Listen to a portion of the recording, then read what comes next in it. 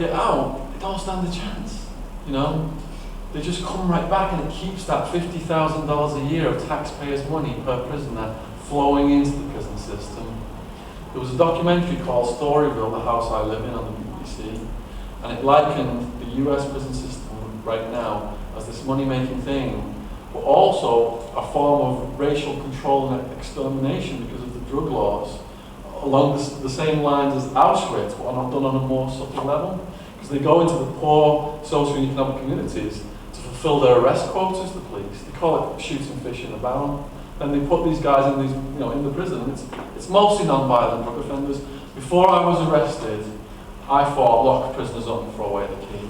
It's full of child rapists, Hannibal Lecter types. Society needs to be protected for them. I didn't have a clue.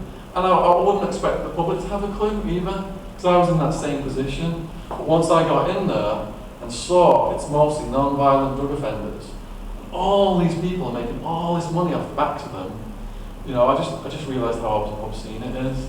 I'll give you one example. 3 strikes law in California. If you're familiar with it, do 3 crimes, you get put away for 25 years to life.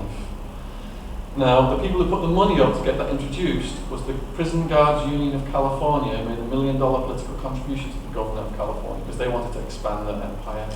So you had silly charges, people doing life. A guy stole a pizza for $8 and he's doing life in prison. The taxpayers of California were outraged at this. Why should we be paying $50,000 a year in taxpayers' money to house a guy who stole an $8 pizza? This doesn't make any sense at all.